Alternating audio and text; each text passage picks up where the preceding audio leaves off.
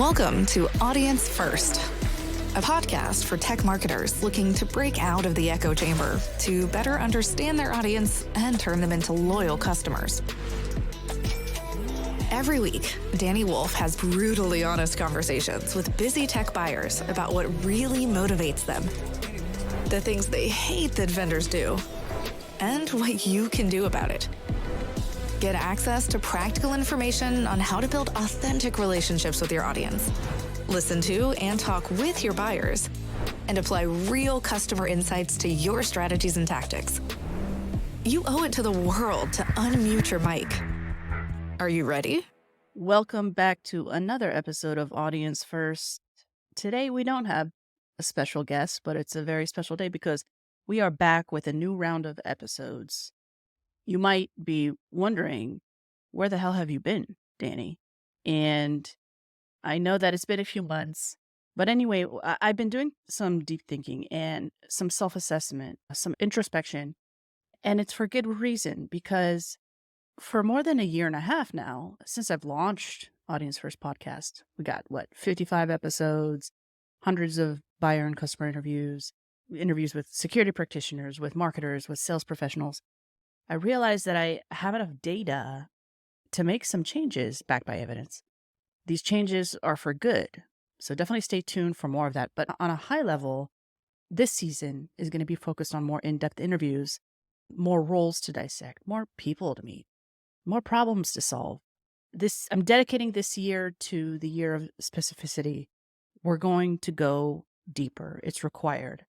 Now, before we kick off any of the customer interviews in the next phase of Audience First podcast and the episodes and the interviews, I really thought it critical to share with you all of my lessons that I've learned in this past year and a half doing deep customer research. There's a lot to unpack, so I'm going to be covering this in 3 parts, 3 different episodes.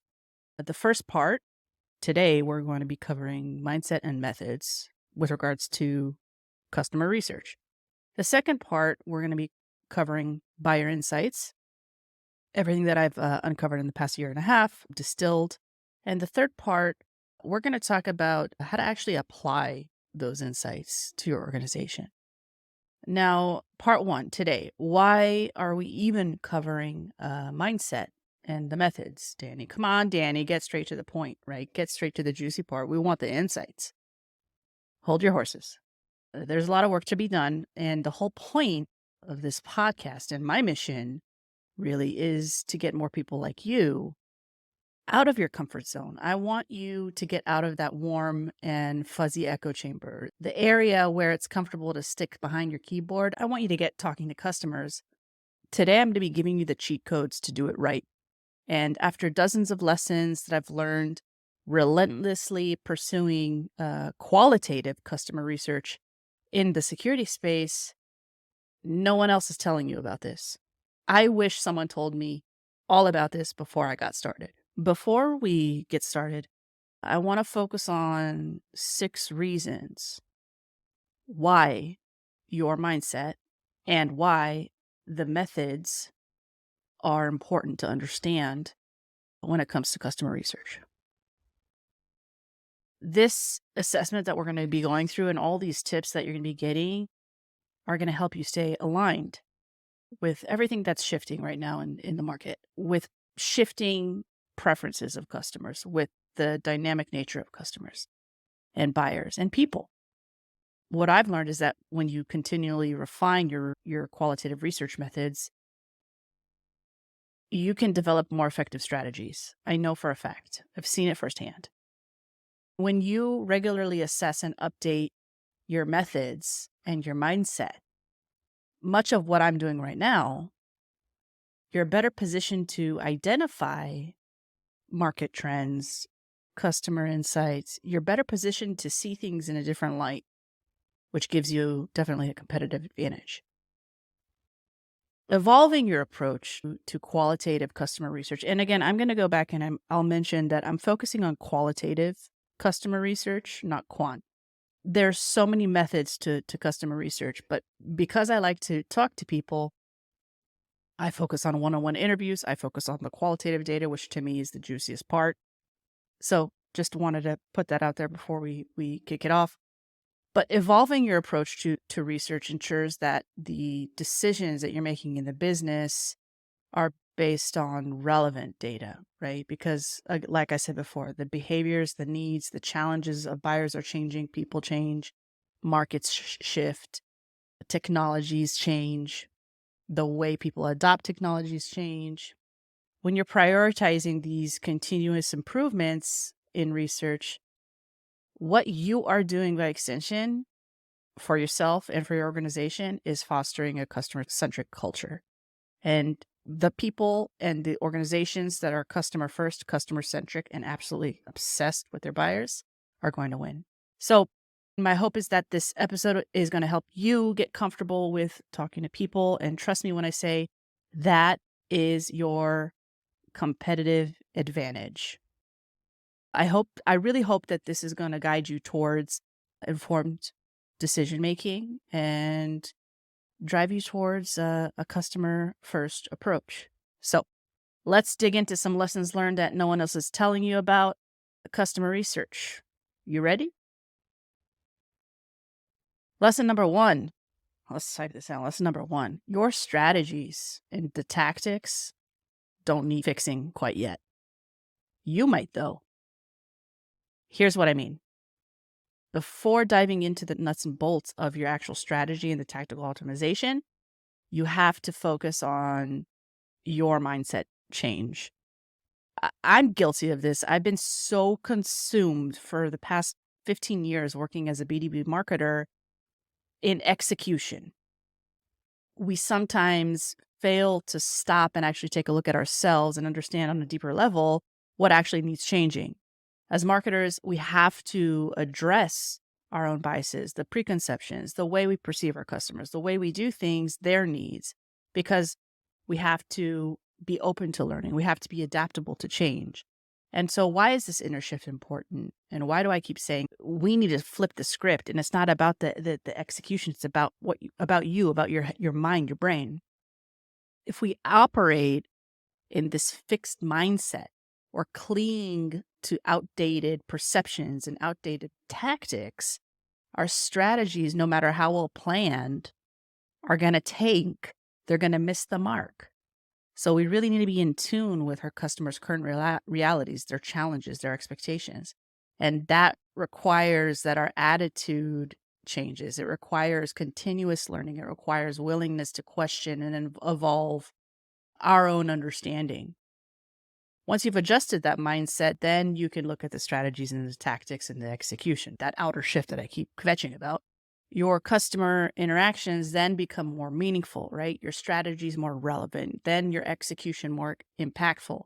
And that alignment between the mindset and the action ensures that you're not just reaching out to customers, but you're truly persuading them and convincing them because you've closed that gap, you've bridged that gap. Lesson number 2. The reasons why you should talk to customers outweigh the reasons why you don't talk to customers. And I've heard every excuse in the book. I've made every excuse in the book. I don't know where to start. I feel like an imposter. Customer research is too expensive. I don't have time. But let's get real here, okay? Let's be real. Remember we talked about mindset shift? These are just barriers that we put up ourselves.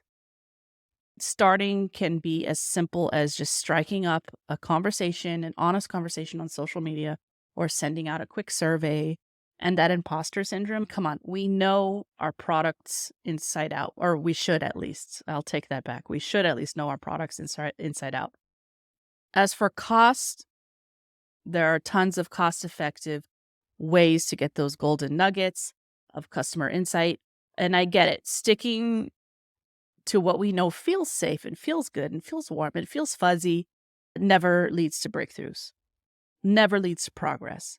So when you venture out of your comfort zone, that's really where the magic happens. And trust me, it's magical. Direct feedback from customers, hands down, can reveal so much more than the filtered feedback that you're getting on Salesforce or through another wall of perception from a customer-facing individual.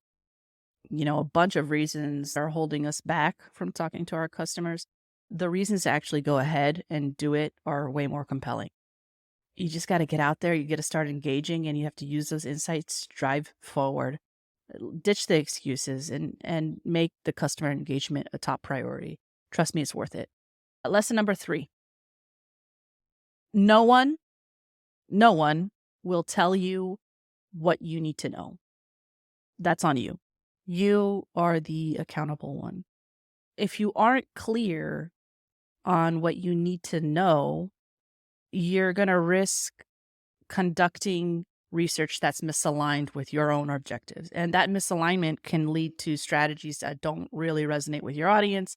It will waste time and resources, and it will potentially harm your brand's reputation. Here's the proactive part, though. Start by thinking about what you need to achieve. Define your own goals. Is it increasing brand awareness? Is it understanding your position in the market? Is it increasing conversion rate? Is it understanding the buyer's journey? Is it enhancing customer loyalty, or breaking into a new segment, or selling top down or bottom up? Figure it out. Once you have a clear understanding of your goals, then you can tailor your research objectives to directly support those specific aims. I recommend not operating in a silo. And the success that I've had in this past year and a half working with other startups is having the conversation with them to understand what their goals are. If you're not certain about how to align your research with your own goals, if you don't even know what you need to know, go to your manager, talk to your CMO, talk to your CRO, talk to your CEO, the founder, because then they can offer guidance, or they can provide an understanding of what they need to know, which is going to ensure that your own research efforts are in sync with the broader organizational objectives. It's your responsibility as a marketer to seek out that knowledge, understand it, apply it effectively. Your brand, your team, your customers are counting on you to make those informed and impactful decisions. So go on and take the reins. Don't hesitate. You have to be proactive. Steer your research in a direction that brings real value. All right, lesson number 4. This is a huge one, and we are jaded by this, by the way, in this industry, in B2B in general. Don't let unrealistic goals and metrics impede your ability to get out there and talk to people. Again, we talked about excuses. This is so relevant in today's high pressure industries, right? Like security, B2B spaces like cloud and fintech, where targets and metrics can sometimes overshadow the real point of marketing, which is connecting with people. I know I've been there, and this is why I shifted the way I'm functioning as a B2B marketer. Here's the thing. They hold you back from actually what truly matters, which is the genuine connections that you're making with customers. When you're so focused on hitting those numbers or achieving those unattainable standards because you want to, I think, appease investor profits, let's just be real here, you're going to risk losing that human element in your marketing efforts. Those human connections, that's what drives the real business value. Now, we talked about mindset shift. When did 45, 55% growth become unacceptable? We have to shift mindset away from 2x, 3x, 5x towards more meaningful engagement, towards progress. And in practice, that means we have to get out there and engage with the customers, even if the conditions aren't exactly ideal or how you envisioned. Or maybe the survey isn't perfect, or maybe you feel like you could use more data before starting the customer interview. But waiting for the perfect condition and waiting for the perfect metric or the perfect result, it's just not going to happen. Marketing is about people. It's not about numbers. So prioritize progress, prioritize people, and watch as it doesn't only transform your marketing approach, but it also brings a deeper sense of fulfillment to your work. Lesson number 5. Let's see. We're at number 5. Huge one. And I've seen my fair share of snowflakes in this industry. My gosh. Being open to feedback and criticism is your key to success. I'm always surprised by how many people take customer feedback poorly. I really don't understand why it's often overlooked or worse, avoided. I'm still trying to figure that out. It's baffling, honestly, how some folks also react negatively to customer feedback. I could tell you horror stories on my end. Or they take it personally, as if it's like an attack rather than an opportunity for growth. Opportunity for growth. This is what we're about. But here's the truth, right? We need to embrace feedback. We need to embrace criticism, even if it stings a little bit. Feedback is inevitable, especially in the security industry. You're going to hear it right and left. We're surrounded by pessimistic, skeptical people who, don't have a bone in their tongue and want to actually say what it is, right? It's not always going to be a pat on the back. And sometimes it's going to challenge your assumptions and it's going to question your strategies, or you're going to get flaws pointed out that you might have missed. It's not only beneficial, it's essential. So I urge you to actively seek out feedback. It's your compass. I mean, to me, that's my North Star. You've done the mindset shift. You're now open to constructive criticism. Now you can really align yourself to the customer needs. Now you're ready to enhance the effectiveness of your marketing efforts. Lesson 6, let's see. 6, huge one. And this is, again, the theme of this season is, so when I started this journey of podcasting, and I started it while I was still working in-house as a director of demand gen for a threat intel company. We were focused on hitting enterprises as a target for accounts and also targeting the CISO role. And so, as you could tell in the first 55 episodes, the guests are largely CISOs. I don't think this was necessarily a flaw. I think this allowed me to learn things more deeply. But diversity of audiences and perspectives matter very much. So here's what I mean, and I want to talk about breadth first, right? Breadth is about looking beyond the usual suspects. In security, there's this assumption or notion, yes, we have to focus and learn about the CISO, but it's so critical to understand the concerns of IT professionals across the board. Not only the decision makers and those who hold the purse, which inevitably is the CFO, but it's important to understand the technical decision makers, right? The end users and those who are impacted by security policies. Each group brings a unique perspective to the table. You're going to see more and more that CISOs are just saying, hey, I'm not going to evaluate this tool or solution. It's up to my lieutenants, right? It's up to the boots on the ground. It's not up to me. If they like it, hey, hell, let's go with it. So you don't necessarily need to get to the CISO. That's a huge insight, by the way, I learned in the first 55 episodes. IT manager might be focused on the system integrations. End users concerned about ease of use. CFO is concerned about, cost benefit analysis. So when you broaden your scope of your research to include varied roles, you're going to get a more holistic view of the market. And it's super, super critical to see the whole full picture. Now, depth. We're also focusing this season on depth. It's not about who you're talking to, but how deep you're diving into the experience and the needs. You could focus on understanding what tools they use, but what I love most about qualitative research is understanding why they use them, the challenges they face, and specific scenarios in which tools come into place, right? Vendors come into place or products come into place. The more angles that you cover, the clearer the picture becomes. Lesson number 7. There are several qualitative research methods that are super impactful beyond one-on-one customer interviews. I love customer interviews, so this is what I double down on. But you might be surprised, though, that you're already equipped to conduct impactful research with the existing programs you're running. Again, I'm going back to mindset shift because you don't need agencies like Audience First. You don't need Gartner. Polarizing statement, unpopular statement.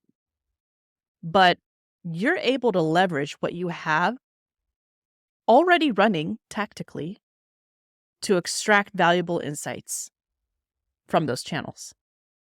Think about webinars that you're running, right?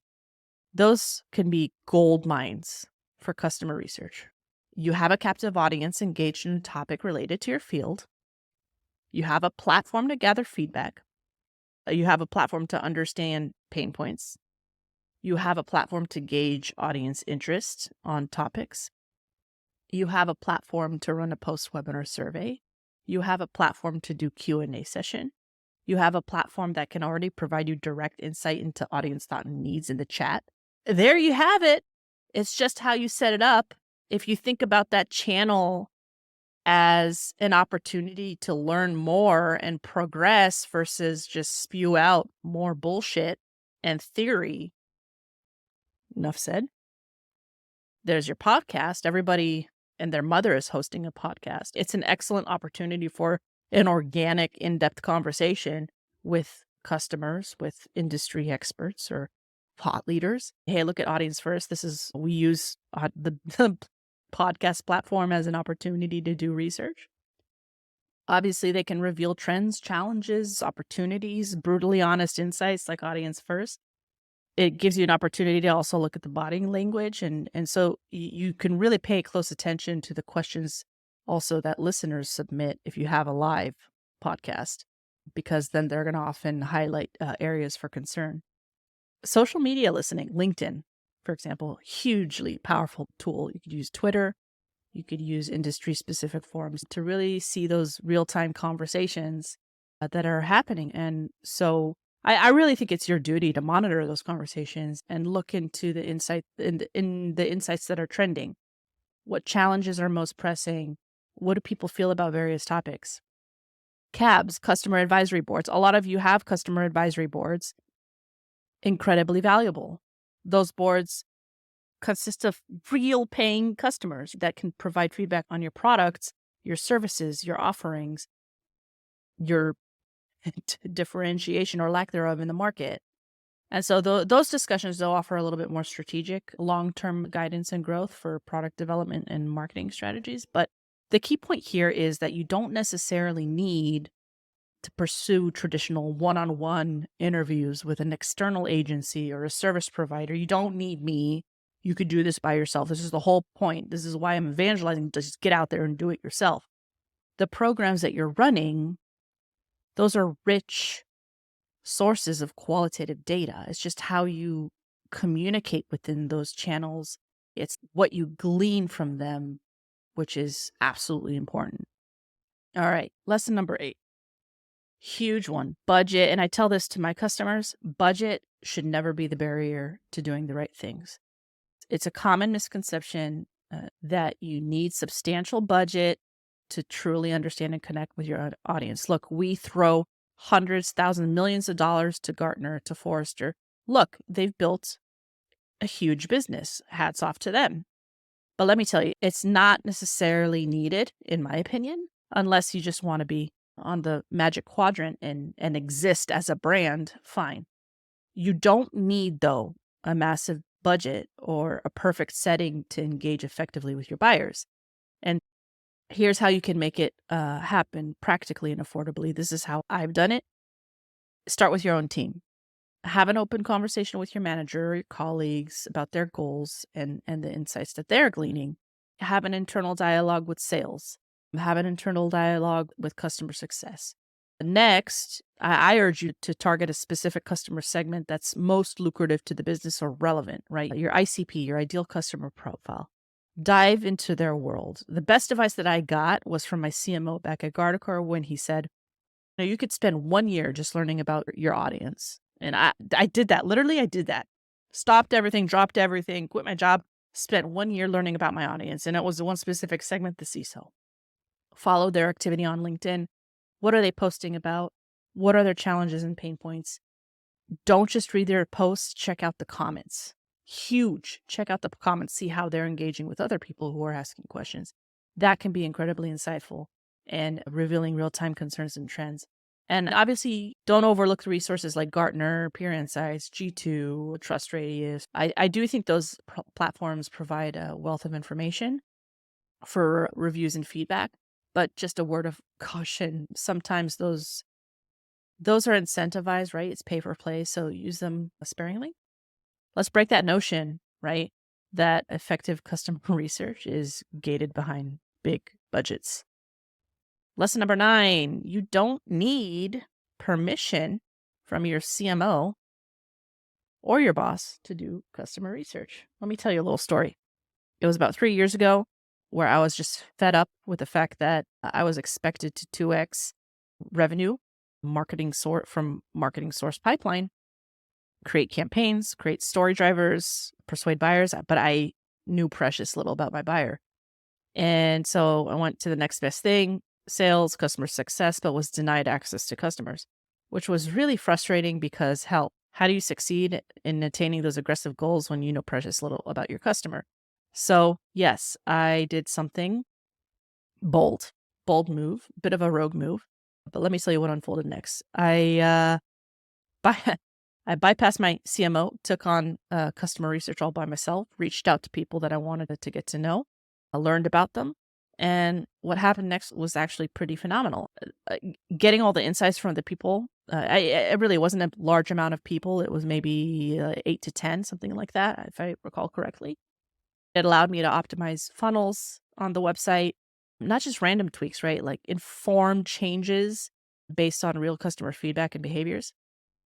Managed to line up new guests for podcasts, guests that resonated with our audience because I understood what they wanted to hear about. Gleaning those insights allowed me to validate and to refine our messaging and positioning, making it more in tune with the market. It really didn't stop there. Like we busted out a new content calendar packed with great topics. It was huge because as a demand marketer having to create campaigns, I was like, we were dry on topics. I didn't even know what we were going to talk about.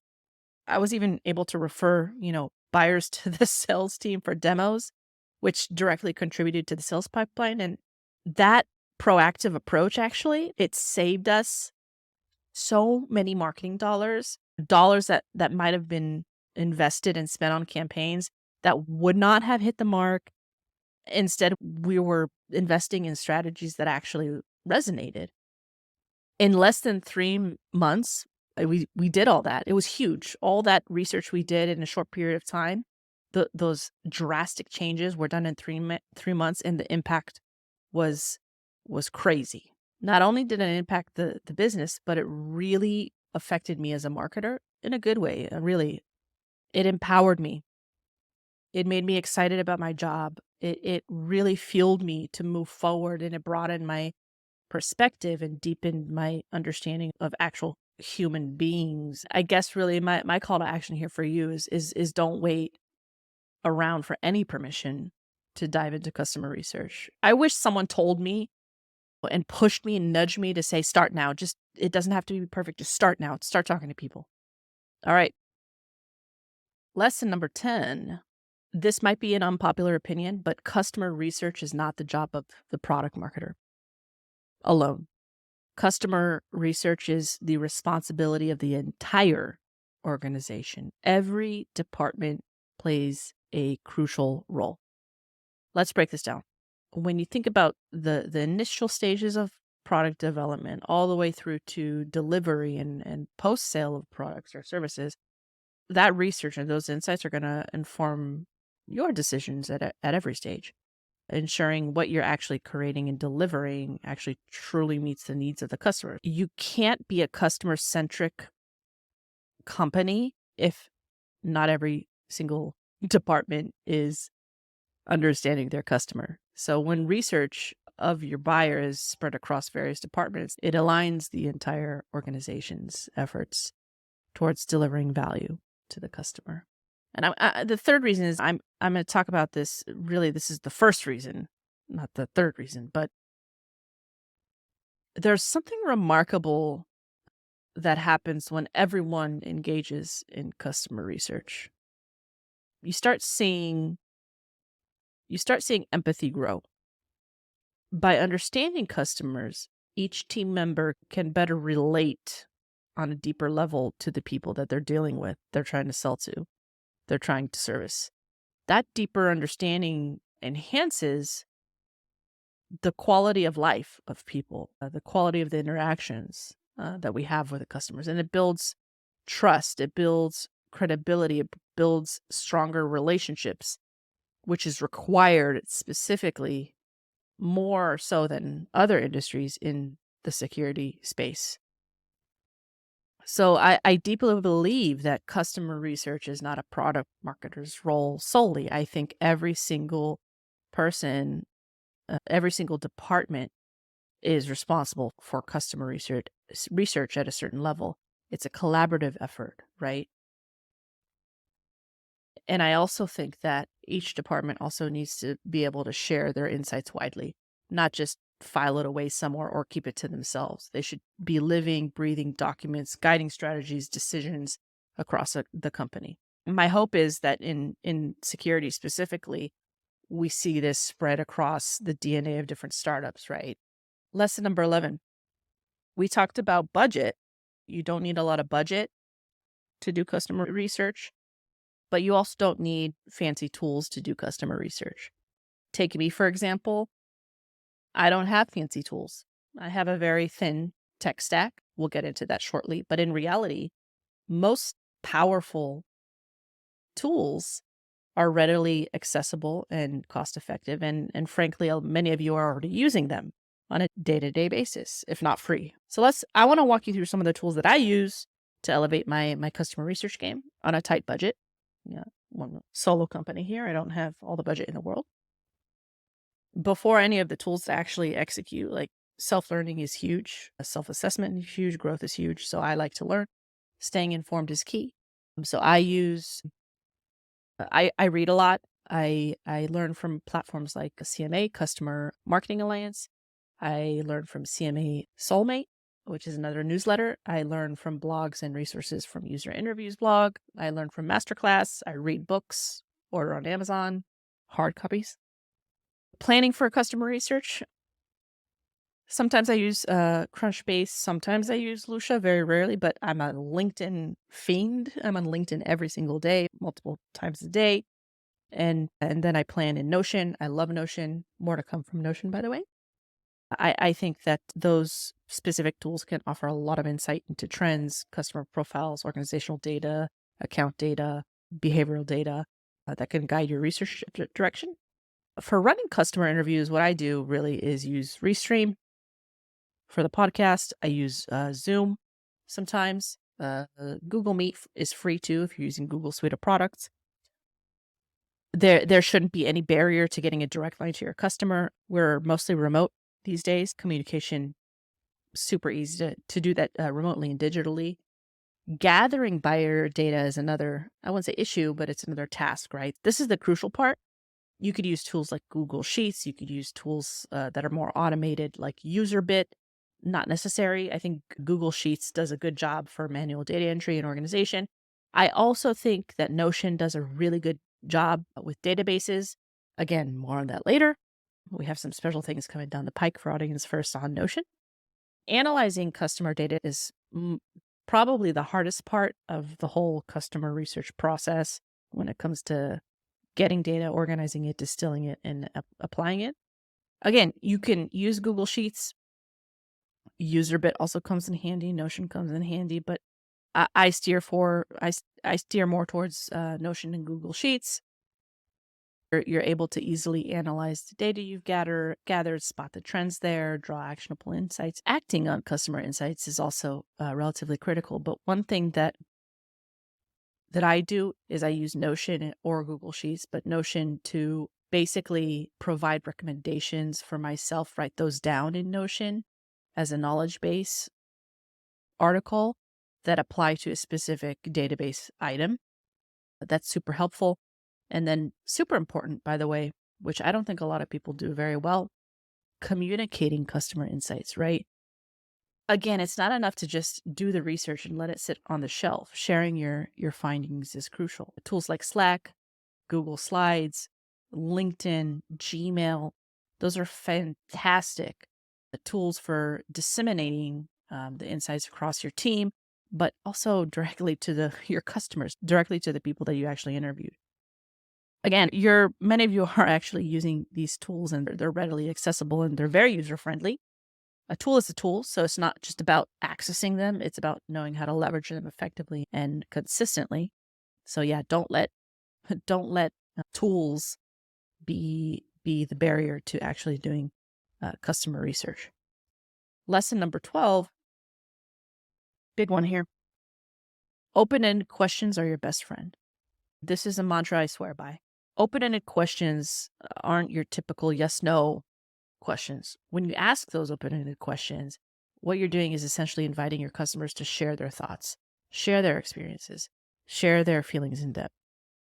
If you take a listen at the previous audience first episodes, you'll find that majority of my questions are open-ended questions because I want to drill down into the experiences of the guest. I want them to define what the story is. Instead of asking, do you like our product, right? Or do you like the industry? What do you like about the product? Or what do you hate about the industry? How has this product impacted the way you do things in your role as a CISO or as a security engineer? What you're trying to get at isn't surface level. You're trying to get as deep as possible. You're trying to get the motivation here, right? These questions are going to provide you the context to the challenges customers face, right? To their decision-making process, to their perceptions about products, services, whatever you're trying to get at, right? Within the larger landscape of their lives and their experiences. So in your next customer interaction, right? Figure out what your set of thoughtfully crafted open-ended questions are. And again, those questions should align with your goals. We talked about goals earlier. Those questions should align with your goals. That's your gateway to deeper understanding and connection with the customers. Lesson 13, also a big one with regards to the question. But when someone doesn't answer your question or you don't feel satisfied with the depth of the answer, do not hesitate to ask again or probe deeper. Don't just accept the answer and move on. I wish someone told me this because I've accepted answers and moved on. And it's not about that. It's about gently digging deeper to get to the core of what you're looking for. Again, if you don't feel satisfied, don't move on. How you do this shouldn't come off as pushy or intrusive. What I've found to be super helpful is reframe the question in a different way because maybe the customer didn't understand it the first way. Another approach is to ask for specific examples, right? If a customer says something like, your product has been helpful. Okay, great. Ask them to elaborate. Can you give me a specific instance where, the product made a difference or didn't make a difference? Like real life examples, they often paint a much clearer picture and a much more detailed picture.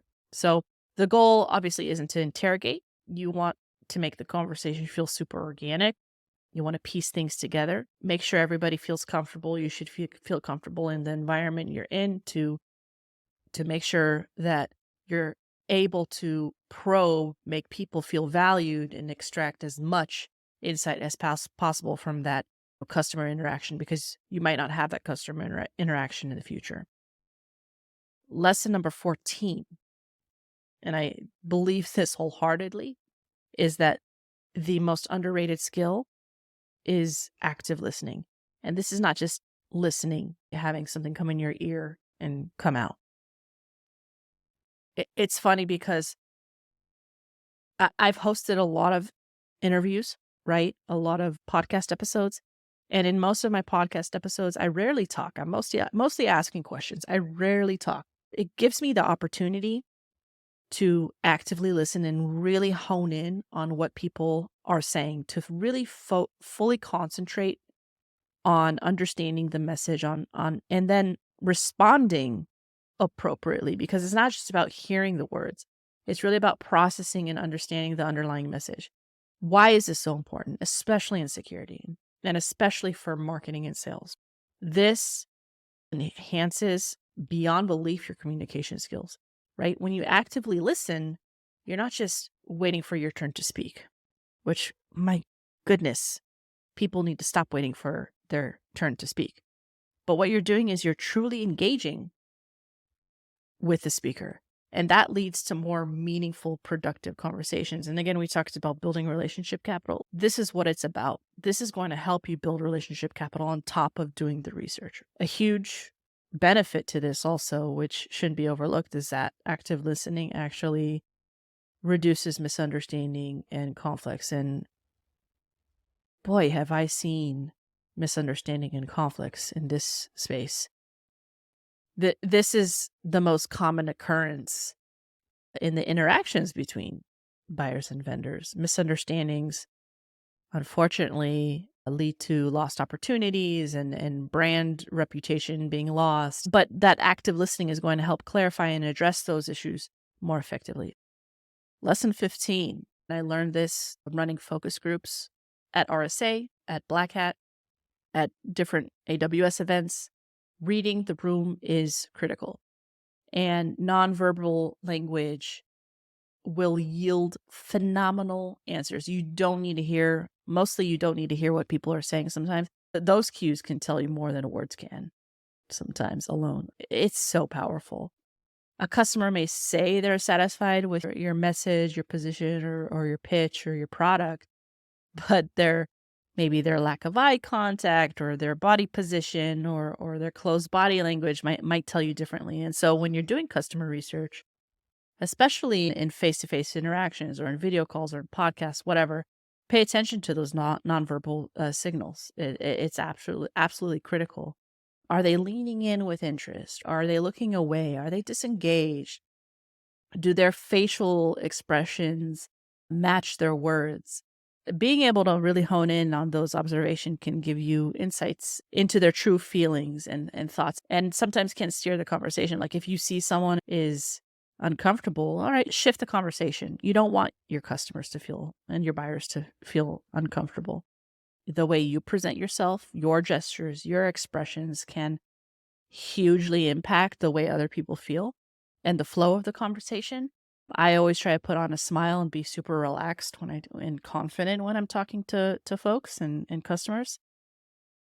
And I think that's important when you put it into context, especially when dealing with security buyers who are technical, who we're talking about sometimes vulnerable issues. We're talking about complex issues. And so being attuned to the cues, the nonverbal cues, is even more crucial. So the next time you're in a meeting or in an interview or in a podcast episode or a webinar, think about that, right? Remember to pay as much attention to what isn't being said as to what is, right? Those nuances of body language and nonverbal communication can be door openers to deeper understanding and more meaningful connections. And now, as I'm recording this episode of Audience First, I'm like looking at myself. Am I laxed? Am I not? I should probably stop being so critical of myself. All right, let's move on. Lesson 16. Your research is useless if it sits on the shelf and collects dust. I repeat, it is useless if it sits on the shelf and collects dust. It is a harsh truth, but it's an essential one to tell you, because this isn't just an exercise. It's not just for shits and giggles. We're here to actually fix things. And we're here to fix things based off of evidence, right? You've put hours into talking to people. You've conducted interviews. You've sent out surveys. You've analyzed data. And then what? All that rich, valuable information just gets filed away. It's forgotten. It's not shared. It's a nice little placeholder on the shelf. All that is as good as not having done it at all. Once you have all the research, once you have all the data, it's time to get the work done. It's time to distill the data. It's time to figure out how to put those insights into action. It has to be, customer research has to be living. It has to be a breathing part of your strategy. It has to inform the decisions. It has to shape your campaigns, guide your product development. Sometimes even the most profound changes, the biggest, most impactful changes come from the smallest insights. What a shame it is to miss out on such impactful change because you left it on the shelf, right? Put it to work. Even if it means you look at it a few months later, put it to work. And this is to my customers out there. If you haven't yet used the research report, look at it. I'm looking to you to look at those reports that we've created for you. Dust off those insights, turn them into real impactful actions. All right, last one, 17, last lesson. There are much more, but we only have so much time in the day. Customer research is not one and done. This is a continuous, ongoing process, as we talked about earlier, right? This is not about conducting a single survey. It's not about one round of interviews, calling it a day. What you learned 6 months ago might not be entirely relevant today. It's not a destination. It's about constantly engaging with your buyers, with your audience. It's about consistently seeking their feedback. What I do is regularly check in with my customers. I talk to them on a regular basis. Hey, how you doing? Hey, would love a little bit of a check-in here. What are you thinking there? Love to validate this there. It helps you maintain those strong relationships with the people that you care about. And it shows that you value their input. A differentiator as a marketer yourself is integrating customer research as a program in your efforts, whether that's looking at regularly at data and analytics, whether it's a once a month call, once a week call with a customer, whether it's doing OSINT and listening online. Make that part of your daily, weekly, monthly, yearly habit and assess that data, distill that data. Remember the goal that you're trying to reach. Don't make it just an item on the to-do list. My hope is that all of you will embrace this continuous journey with me. Let's keep our fingers on the pulse of our customer needs and preferences. Let's keep on progressing and growing here. Just to wrap it up here, we've gone through quite a bit. If there's one thing that I've learned as a marketer in this industry and diving deep into cybersecurity customer research, is that industries and markets change. We're seeing it. Technologies change. We're seeing it. People change. We're seeing it. And you change. I've seen it. Don't waste precious resources and time aiming for perfect. Start small. Scale it. Don't let anyone tell you otherwise. Because if you spent half as many hours asking your customers how you could do better as you did thinking about how you could do better, you and all of us would be in an exponentially better spot. Don't you think? Thanks for tuning in to this episode of Audience First. If you like what you've heard, feel free to follow or subscribe to Audience First on Apple, Spotify, or any of your favorite podcast streamers.